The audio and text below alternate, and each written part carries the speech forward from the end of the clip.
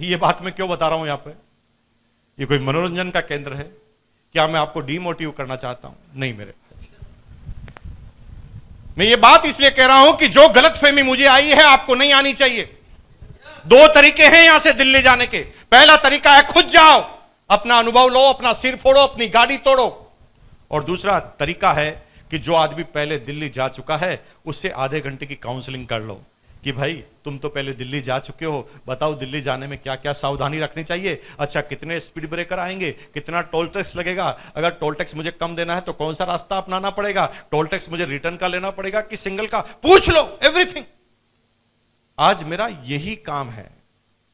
एक तरीका है कि जो मैंने हासिल किया आप भी कर सकते हैं और आपको भी उतना ही समय लगेगा। मेरे को अगर 18 साल लगे आपको भी 18 ही साल लगेंगे। लेकिन एक तरीका है कि आज जो मैं कहूं उसको आप मान लेंगे तो मुझे जो 18 साल में मिला है आपको 6 साल में मिलने वाला है। समझ लेना जरूरी है। टीचर इसलिए होते हैं, शिक्षक इसलिए होते हैं कि वो अपने अनुभव को, जो उनके अंदर गुजरा है, उसको वो पहले बता देते हैं ताकि जो समस्याएं मुझे आई है आपको नहीं आए। मेरे भाई, मेरा बिजनेस इतना तेज गति से गिरा कि मैं डिप्रेशन में आ गया। मैं पूरी कहानी सुना रहा हूं मेरी। डिप्रेशन में आ गया क्योंकि मैंने लोगों से बड़ी बड़ी बातें कर चुका था। लोगों से कहा मेरे एक दिन ये होगा, इतनी बड़ी गाड़ी होगी, इतना बड़ा बंगला होगा। अब लोग बाग जब बढ़ रहे थे तो तब चुप रह रहे थे। हो सकता था उनको डर लग रहा था कहीं हो ना जाए।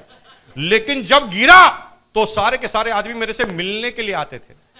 सर वो गाड़ी का क्या हुआ, स्टेपनी आई उसकी अभी तक आपके पास?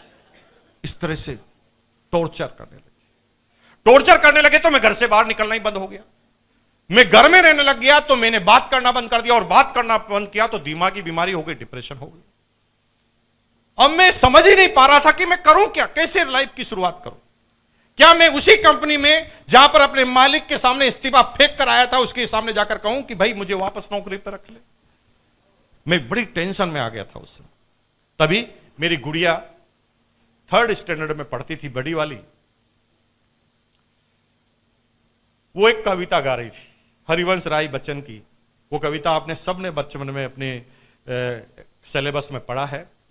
लहरों से डर कर नौका पार नहीं होती, कोशिश करने वालों की कभी हार नहीं होती। वो बोल रही थी, ऐसे बोल रही थी। मैंने भी कई बार पढ़ा था, मैंने एग्जाम भी दिया था उसका और मैं पास भी हुआ था, लेकिन कभी उस चीज को गहराई में ले गया नहीं।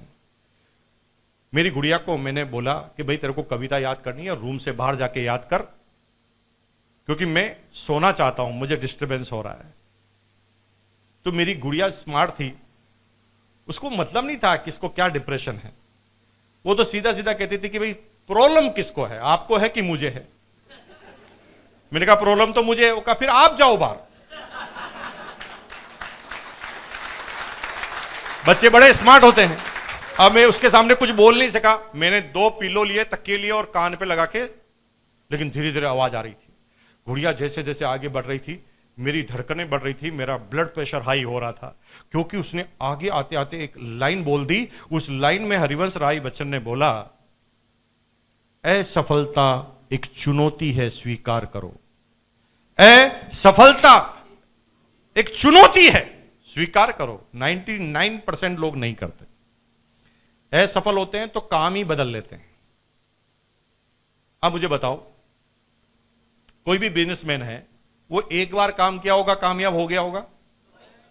कोई भी वैज्ञानिक ने एक बार काम किया होगा वो वैज्ञानिक बन गया होगा ना?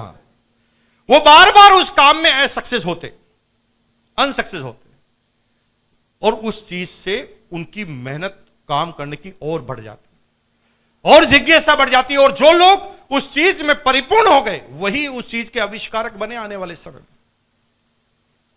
ये दिमागी गेम है, इसको जैसा समझाओ वैसा समझ जाता है। राइट ब्रदर्स 2 भाई जिन्होंने हवाई जहाज का निर्माण किया था, आविष्कार किया था। राइट ब्रदर्स के बारे में थोड़ा सा मैं जानकारी देना चाहता हूं। 2 भाई थे, बचपन से देखते थे कि पक्षी उड़ सकता है तो इंसान क्यों नहीं उड़ सकता। दोनों भाई ने सोचा कि काम तो करना चाहिए इसके ऊपर, और उन्होंने पक्षी की नकल करके 2 पंख बनाए और कहा कि अब हम इस पंख की सहायता से उड़ जाएंगे। और 2 बार वो उड़ने की कोशिश की, दोनों बार अलग अलग भाई की नाक टूट चुकी थी, नहीं उड़ पा रहे थे। 4 सक्सेस नहीं हुए, 4 बार जब वो अनसक्सेस हुए तो छोटा भाई नाराज हो गया। छोटा भाई ने कहा भैया गलत दिशाओं में जा रहे हैं, ऐसे प्लेन बनता नहीं और ये प्लेन कभी बढ़ेगा नहीं, प्रकृति के साथ खिलवाड़ मत करो। प्रकृति ने अगर पंख दिए भगवान ने तो वो उड़ने के लिए ही होते हैं, इंसान को अगर पंख नहीं दिए तो ये उड़ने के लिए नहीं होते। इंसान कभी उड़ नहीं सकता, पक्षी हमेशा उड़ सकता है। बड़े भाई को पता चल गया कि छोटा भाई नाराज इसलिए है कि ये 2 बार 4 बार अनसक्सेस हो चुका है, तो उन्होंने दिमागी गेम ही बदल डाला। बड़ा भाई थोड़ा समझदार था, बड़े भाई ने छोटे भाई से कहा कि भाई ये सारी समस्याएं इसलिए आ रही है कि हम प्लेन बनाने का तरीका ढूंढना चाहते हैं। आज से हमारा टॉपिक चेंज है, आज से हम ये ढूंढना चाहेंगे कि प्लेन कैसे कैसे नहीं बनता। पहले क्या ढूंढ रहे थे, अब क्या ढूंढ रहे हैं, कैसे नहीं बनेगा उसका तरीका। अब 5वीं बार उन्होंने प्रयोग किया और प्लेन नहीं बना तो दोनों तालियां बजा रहे थे, वाह एक तरीका और पता चल गया, ऐसे भी प्लेन नहीं उड़ता। क्योंकि अब तो उद्देश्य ही बदल चुका था। प्लेन बनाने का उद्देश्य था, प्लेन नहीं बनने के तरीके ढूंढने का उद्देश्य था। जैसे जैसे वो नाकामयाब होते जा रहे थे, वो प्रसन्नता उनको छा रही थी कि हमें एक तरीका और मिल गया जिससे प्लेन नहीं बन सकता। और जब प्लेन नहीं बनने के सारे तरीके उन्होंने ढूंढ लिए तो उसके बाद बचेगा क्या। मेरे भाई, यही आज आपके लिए टॉपिक है। जब आप लोगों के पास जाओगे, ये बिजनेस लेकर जाओगे, ये प्लान लेकर जाओगे, आपको क्या लगता है कि पहली बार में समझ जाएगा? हर आदमी अलग अलग तरह का आंसर देगा, हर आदमी अलग अलग तरह का उत्तर देगा, हर आदमी अलग अलग तरह का प्रश्न पूछेगा। आपको करना क्या है? आप मत जाओ बनाने, आप समझाने जाओ कि ये कैसे मना करता है। मैं आज पता करके आऊंगा नहीं करने के कारण। लिखते जाओ, अपलाइन से पूछते जाओ, लिखते जाओ, अपलाइन से उन कारणों का आंसर पूछते जाओ। फिर होगा क्या? होगा इतना कि मेरे भाई, मेरे सामने अगर आप 10 आदमी को लाओ, गारंटी है कि मैं 5 आदमी को आरसीएम समझा दूंगा। लेकिन अगर सत्तू जी, अशोक जी और जीआर पालीवाल जी के सामने लाओ तो वो 10 में से 4 को ही समझा पाएंगे। रॉयल्टी अचीवर 10 में से 3 को ही समझा पाएंगे, लीडरशिप वाले 10 में से 2 को ही समझा पाएंगे, नए डिस्ट्रीब्यूटर 10 में से 1 को ही समझा पाएंगे, और जो नया आया है आज वो 40 में से 1 को ही समझा पाएगा।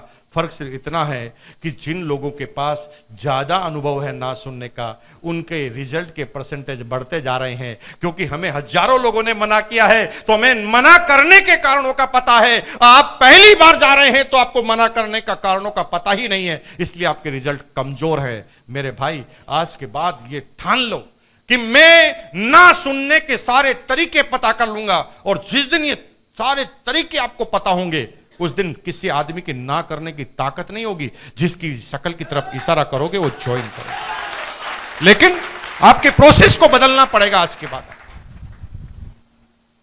फिर जब उस कविता पे वो आगे बढ़ रही थी, उसने पहली लाइन बोला, असफलता एक चुनौती है स्वीकार करो, क्या कमी रह गई देखो और सुधार करो। क्या बोला? मैंने कभी ध्यान ही नहीं दिया। उसमें क्या बोला था? असफलता एक चुनौती है स्वीकार करो। हम असफलता की चुनौती को स्वीकार नहीं करते, हम काम ही बदल देते। किराने के काम में नाकामयाब, जूते का चालू कर दिया, जूते में नाकामयाब, पान का चालू कर दिया, पान में नाकामयाब, नौकरी चालू कर दी, नौकरी में नाकामयाब, आत्महत्या कर दी। हम काम बदलते, हम सोचते काम बदलेंगे तो कामयाबी आएगी ना। कविता में साफ लिखा है, असफलता एक चुनौती है स्वीकार करो, क्या कमी रह गई देखो और सुधार करो। जब तक ना हो सफल तुम, नींद चैन की त्यागो तुम, संघर्षों का मैदान छोड़ मत भागो तुम, क्योंकि कुछ के बगैर जय जयकार नहीं होती।